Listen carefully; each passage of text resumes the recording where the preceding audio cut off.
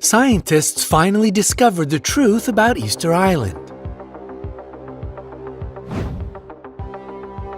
For many decades, people's minds have been occupied with the mystery of Easter Island, a remote piece of volcanic soil far away in the Pacific Ocean.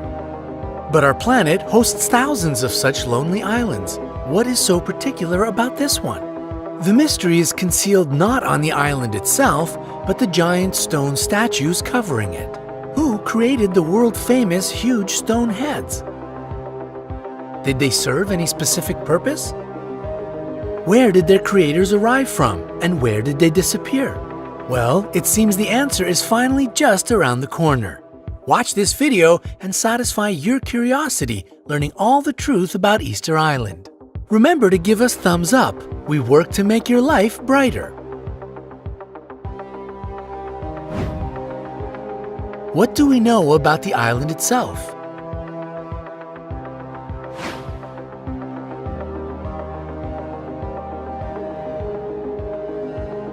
Rapa Nui, which is the name given to Easter Island by its first inhabitants, is the territory of Chile and is situated in the southern Pacific Ocean. And it is so far that you can easily consider it one of the most distant places on the world's map. It lies 1,200 miles away from Pitcairn, which is its closest neighbor. Chile itself is 2,300 miles away to the west. The only transport that can take you there is a plane. If you want to get to this destination point, you will need to spend 5 hours on board flying from Santiago, Chile to Easter Island. The area of the island is just 63 square miles, and such, let's admit, a tiny territory, is home to 887 huge stone statues.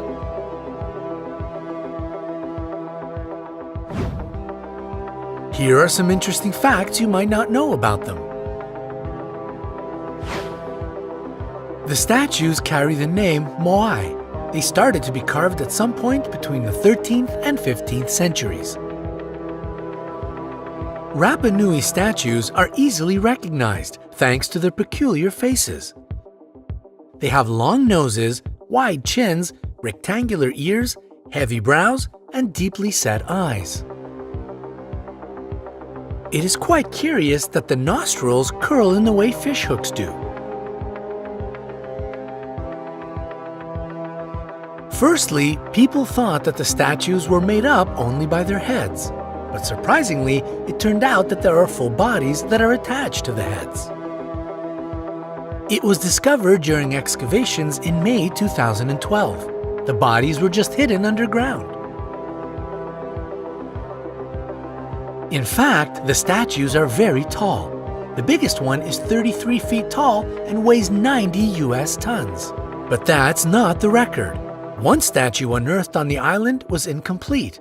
But according to scientific calculations, it had to reach 70 feet in height and weigh about 297 US tons. Still, the heads of the statues, visible from the first sight, make up 3/8 of each statue's size. As for the arms, they were carved against the bodies, resting in different positions. Most statues, 834 out of 887, were carved from the material called tuff, which is, in fact, compressed volcanic ash. Curiously, all the statues except one group face inland. It means their backs are turned to the ocean. Perhaps the reason for that was the belief that the statues were the protectors of the villagers. That's why they overlooked the settlement. The only statues not fitting into this pattern can be found at Ahuakivi, a sacred place for the people of Rapa Nui. There is a unique statue on the island. It is the only statue which was found in a kneeling position. Its name is Tukuturi. Scientists believe that the statue depicts an ancient singer. His position resembles the one people took at the festival of Rui. The head of the statue is lifted quite high, and you can even notice a beard. Tukuturi looks much more human-like than the other statues. Its smaller size and the unusual material the statue was made of red Punapua stone are the things that make it stand out among the rest. All these facts are quite intriguing, right? Keep watching, there are several mysteries to unravel. People keep wondering how the statues of such huge weight have been distributed all around the island. What is more, when Europeans first arrived at the island in 1722, they found a small local population, just between 1,500 and 3,000 people. How could it correlate with the hundreds of statues on the island? Surely there had been numerous theories about how the statues had been moved. One of the most popular ones among the lovers of mysteries was the belief that the statues had been created and moved by aliens. But even if you like this theory, we are sorry to debunk it. The stone the statues were built from originates from the island itself. The birthplace of most of the material was an extinct volcano situated in the northeast of Easter Island and not another planet. The mystery surrounding the way Rapa Nui people could move the statues challenged the researchers, not letting them back off. In the 80s, some of them decided to recreate a statue and check the possibility of moving it around. They were to use only the tools that could be available for the Aborigines. It seemed impossible to do. But a bit later, an American archaeologist succeeded in moving a 10 US ton copy. Several decades passed, and another group of American scientists proved that the islanders could tie ropes encircling the huge statues and move them with a walking motion. They backed up their theory with practice, moving a full-size replica for 330 feet using this method. Actually, their idea can explain why Rapa Nui folklore states that the statues were walking with the help of magic. It explains the way the statues were transported to their designated places. But what about the remaining question? How could a handful of inhabitants create such magnificent and numerous monuments? A new study has been conducted recently to specify the maximum number of the inhabitants in the heyday of the island's civilization. The results arrived and they were quite unexpected. It turned out that as many as 17,500 people could comfortably live on the island. At least 19% of the land could be covered with the fields of sweet potatoes that used to be the main source of food for the population.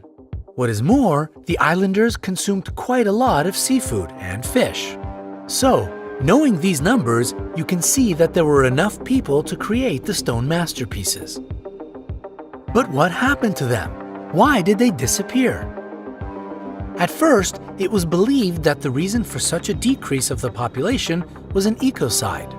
The natives cut out large forests and palm trees, making spare room for moving the statues around as well as agriculture. They thought the trees were going to grow back fast enough. It was a misleading concept. The deterioration of the environment resulted in hunger, and this, in turn, led to wars and cannibalism.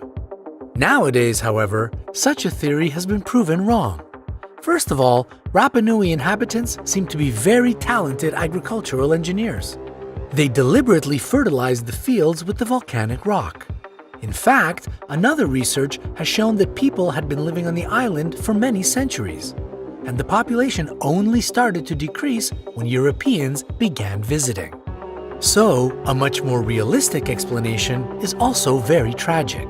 South American raids in the pursuit of slaves frequented the island throughout the 19th century. Half of the Aborigines were taken away.